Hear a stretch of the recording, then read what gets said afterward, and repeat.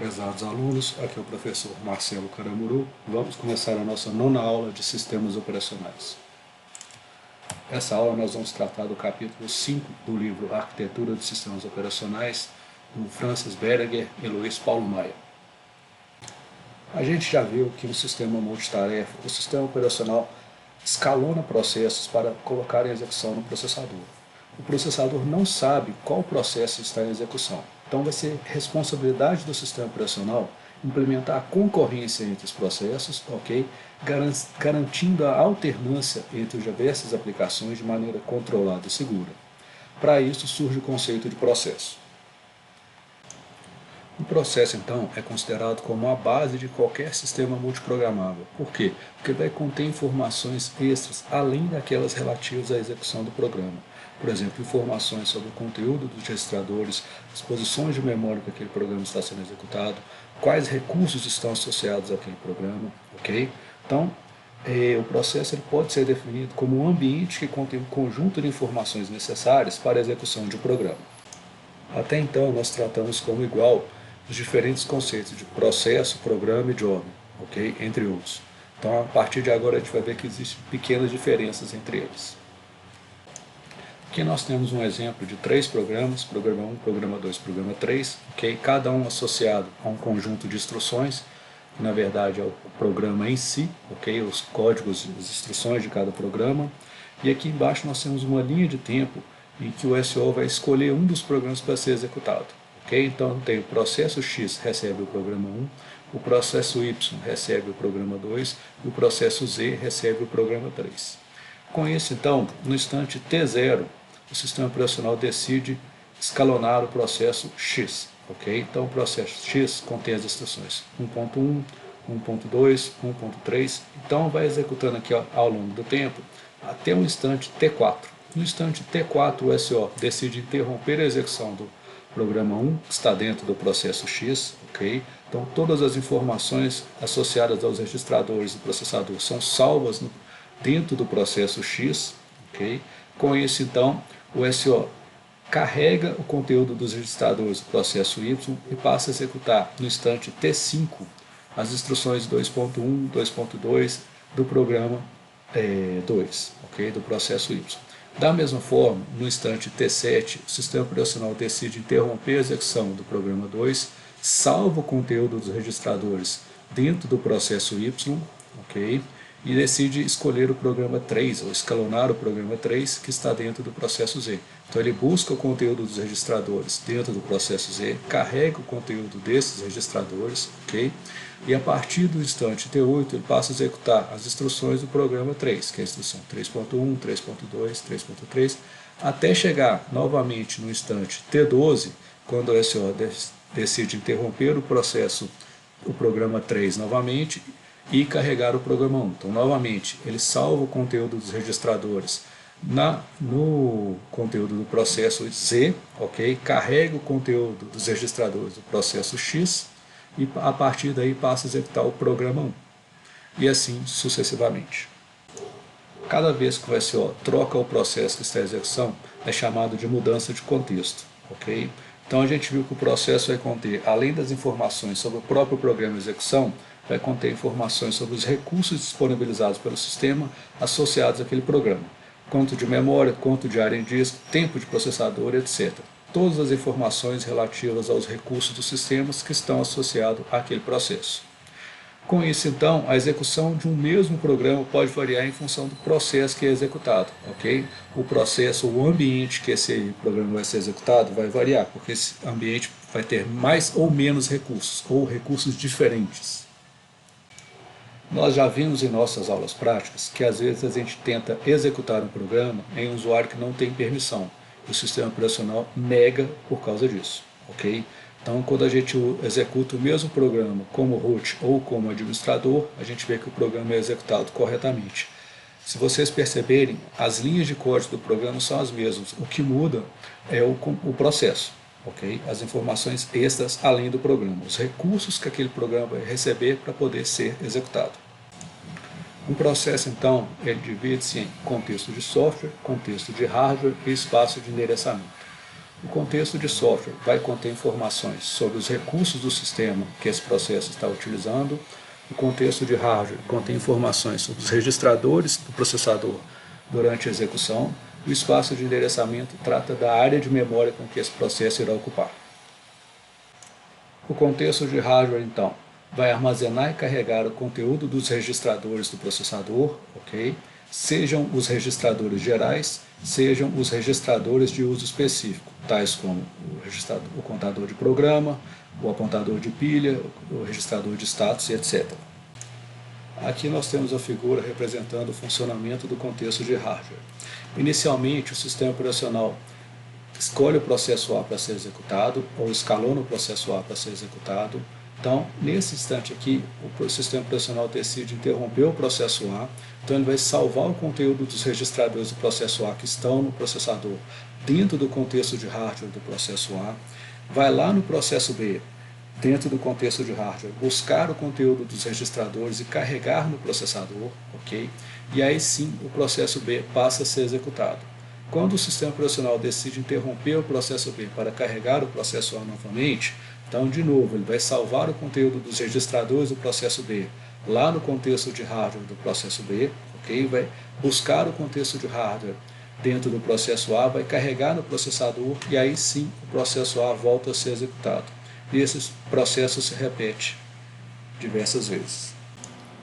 O contexto de software, então, vai especificar limites e características de cada recurso que pode ser alocado pelo processo, qual que é o número máximo de arquivos simultâneos que aquele processo vai poder abrir, qual que é a prioridade de execução daquele processo, qual que é o tamanho do buffer para cada operação de entrada e saída, e etc. O contexto de software ele é gerado com base no arquivo de usuários do sistema operacional.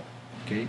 Esse arquivo de usuários ele contém uma lista de todos os usuários e suas respectivas permissões dentro do sistema operacional.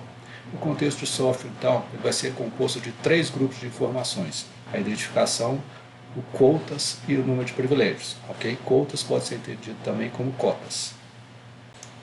Todo processo possui um identificador chamado de PID, ou identificador do processo, que é representado por um número.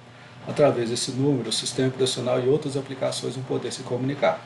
Okay? O processo também possui uma identificação do usuário que o criou. Okay? Da mesma forma que o processo tem uma identificação, o usuário também possui uma identificação única, okay? Que permite implementar modelo de segurança dentro do SO, ou seja, qual usuário vai poder acessar qual tipo de recurso.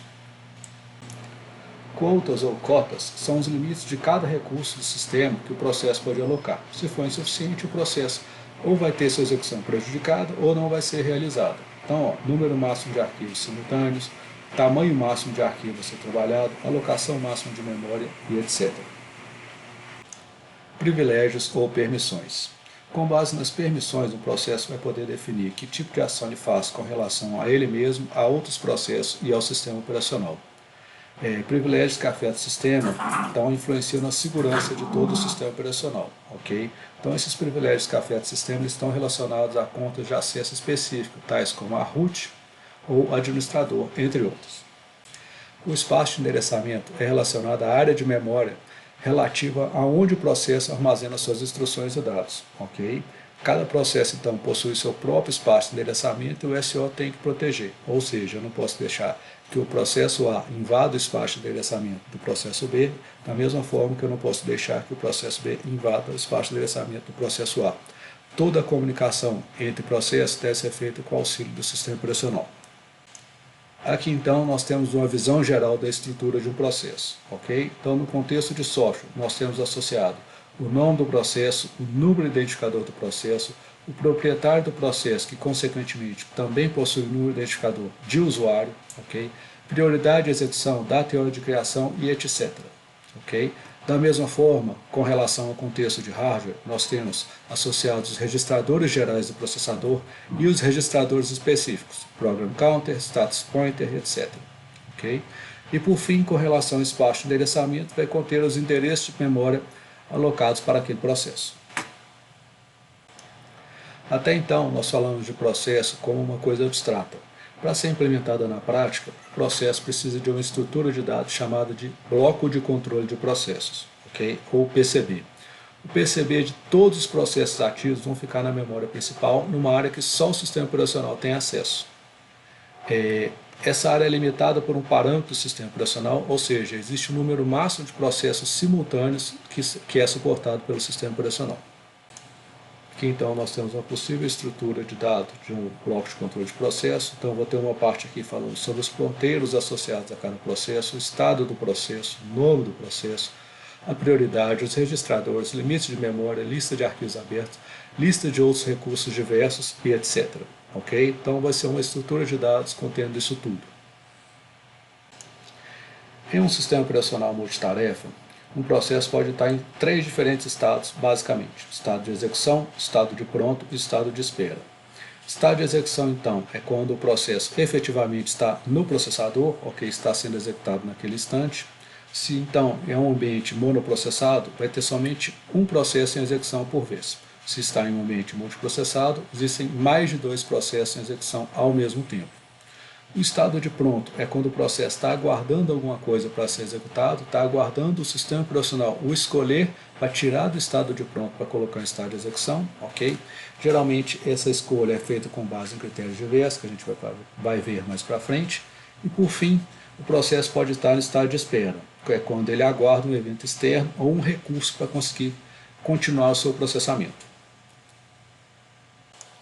O sistema operacional vai armazenar os processos então em lista encadeada, ou seja, cada um puxa o outro para saber como funciona a fila de processos que irão para aquele estado. Então aqui na lista de estados de pronto tem o PCB do processo 5, o PCB do processo 1 até que termina. Só tem 2 processos no estado de pronto. E a lista de processos no estado de espera, primeiro vem o PCB do processo 9, o PCB do 2, do 4, aí sim termina a lista de processos no estado de espera. Estas são as possíveis mudanças de estado de um processo, ok? Então, um processo em execução, ele pode sair ou para o estado de pronto ou para o estado de espera. Ele pode ir para o estado de pronto caso o SO interrompa a sua execução pelo fim da fatia de tempo, ok? Então, se o processo A estava em execução e acabou o seu tempo, o SO vai tirar o processo A e vai colocar ele aqui na fila de estado de pronto. Da mesma forma, se esse mesmo processo A está em execução e precisa de um recurso que não está disponível, precisa de fazer uma operação de entrada e saída, precisa realizar uma instrução privilegiada qualquer, então o SO vai tirar ele do estado de execução, vai colocar no estado de espera até que essa solicitação seja atendida. Então, a única movimentação possível do estado de execução ou é para pronto ou é para espera. Ok? Da mesma forma, o processo em estado de pronto, ele pode ir somente para o estado de execução. Okay? Então, quando o SO escolheu quem vai ser executado que está no estado de pronto aqui, com base em algum critério, ele vai ser retirado do estado de pronto e vai ser levado para o estado de execução. E por fim, um processo no estado de espera está esperando algum recurso qualquer que ainda não foi satisfeito pelo SO. Quando esse recurso for satisfeito, ele vai ser retirado do estado de espera e levado para o estado de pronto. Ele nunca é levado diretamente do estado de espera para a execução. Okay? Sempre passa do estado de espera para o estado de pronto, e aí sim, quando o SO escolher para ser executado, ele vai ser levado do estado de pronto para o estado de execução. Quando a memória principal não é suficiente para abrigar todos os processos, pode ser que algum desses processos sejam levados para a memória secundária. Okay? Então, os processos que estão na memória principal são chamados de processos residentes, e os processos que estão na memória secundária são chamados de processos não residentes. Além dos principais estados já citados anteriormente, a maioria dos sistemas operacionais também oferece mais 2 estados adicionais, chamados de estado de criação e estado de terminado. O estado de criação ocorre quando o sistema operacional já criou o bloco de controle de processo, mas ainda não colocou esse processo na lista de estado de pronto. Já o estado de terminado, ele ocorre quando o SO já executou todo o programa do seu contexto, porém o SO ainda pode precisar daquelas informações relativas às estatísticas daquele programa, tempo de processador, uso de memória, recursos utilizados, etc., para fazer a contabilidade dos recursos. Então, enquanto isso, ele mantém o processo em estado de terminado. A figura aqui agora, então, ilustra as possíveis transições de estado para os novos estados adicionais, de criação e de término. Okay? Então, o processo que está em execução agora também pode ir para o estado de término, caso o SO o interrompa ou caso ele chegue ao fim de sua execução. Okay? Ao mesmo tempo, quando o SO cria um bloco de controle de processo, mas ainda não colocou ele dentro do estado de pronto, então ele fica aqui aguardando ser colocado. Essa demora pode ser causada por, existe um limite máximo de processos que podem ser executados simultaneamente aqui, que podem ficar no estado de pronto. Okay? Então, caso o SO já esteja no limite, ele deixa o processo em estado de criação, até que um dos processos aqui que esteja fazendo o ciclo execução pronto espera, termine para que seja alocado esse novo processo. Um processo ele é chamado de CPU bound, ou ligado à CPU, quando ele passa a maior parte do tempo fazendo operações dentro do processador e pouca parte do tempo fazendo operações de entrada e saída. Okay? Da mesma forma, um processo que é chamado de I/O bound, ou ligado à operação de entrada e saída, é quando ele passa a maior parte do tempo fazendo operações de entrada e saída e pouco tempo sendo efetivamente processado. São exemplos então de operação do tipo CPU bound e I/O bound, por exemplo, uma ordenação, uma operação, um cálculo científico qualquer, ela é mais do tipo CPU bound, porque ela faz pouca entrada e saída e faz muito uso de processador. Já uma aplicação que é interativa, okay, que interage com o usuário de qualquer forma, ela é do tipo I/O bound, porque ela passa a maior parte do tempo fazendo uma operação de entrada e saída, já que o processador é muito mais rápido do que um usuário. Da mesma forma, um processo chamado de foreground é aquele que tem bastante interação com o usuário, ou seja, ele aparece para o usuário, ele mostra para o usuário como está sendo feito, ele é interativo com o usuário. E um processo chamado de background, ele é feito todo de forma oculta ao usuário, ok? Então, tipicamente aqui um processo foreground, o usuário interage com teclado, monitor e mouse, ok? E a saída também é dada por teclado, monitor e mouse. Da mesma forma, o processo background, eu alimento um programa com um arquivo de entrada, ok? E esse programa vai gerar um novo arquivo de saída e não tem interação nenhuma com o usuário. Okay? Então, um roda em plano de fundo e o outro roda em primeiro plano. Todo processo, tipicamente, tem um canal de entrada, ou vários canais de entradas, e um ou vários canais de saída. Okay? Então, tipicamente, eu dou a entrada através do teclado, através de um arquivo de texto, e gero a saída para o monitor, ou gero para um outro arquivo qualquer, para a rede, qualquer que seja. Eu posso canalizar a saída de um processo para a entrada de outro. Isso é chamado de pipe. Okay? É como se eu estivesse fazendo um encanamento, ligando o processo A ao processo B. Então, a saída do processo A vira a entrada do processo B através de um pipe. Então, a entrada do processo A, dada através de teclado e mouse, mais um arquivo de entrada, vai ser canalizada para a entrada.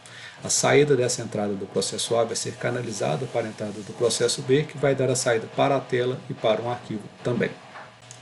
Existem basicamente 3 formas de criação de processo. A primeira é o logon interativo, onde o usuário vai fornecer sua identificação e senha e o SO vai criar um processo foreground para lidar com esse usuário. A segunda é a linguagem de comandos, onde o usuário vai criar novos processos através de comandos. Okay? E por fim, através de rotinas do sistema operacional.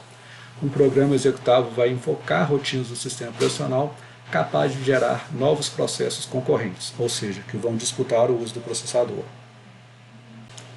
Existem 3 formas também de implementar a concorrência em aplicações: processos, subprocessos e threads. Okay? No caso de processos independentes, que é a forma mais simples de ser implementada, não vai existir vínculo entre o processo criador e o processo criado. Então, se eu excluir o processo criador, o processo criado continua existindo de forma independente. Okay? A outra forma é o subprocesso. Cada vez que um processo é criado, vai existir uma estrutura hierárquica ligando o pai ao filho. Okay? E o pai, cada vez que cria um processo, ele cede parte de seus recursos para os processos filhos. E por fim, as threads. Um único processo vai suportar múltiplos threads, onde cada thread vai estar associado a um trecho de código diferente. Vamos ver como que isso funciona na prática. Nos processos independentes, cada processo possui seu próprio bloco de controle de processo, com contexto de hardware, de software e de espaço de endereçamento totalmente independente. No caso de subprocesso, cada processo possui seu próprio bloco de controle de processo, só que parte dos recursos são oriundos do processo pai, okay? E o subprocesso é subordinado ao processo pai. As threads, então, elas surgiram para eliminar o tempo de criação e eliminação de blocos de controle de processo e também diminuir o tempo de troca de contexto e, com isso, economizar recursos. Elas vão compartilhar o processador da mesma forma que os processos. Então aqui a gente tem uma figura ilustrando que é um subprocesso, que é um processo independente, ok? Então o processo A que criou o processo B, se eu eliminar o processo A, o processo B continua existindo.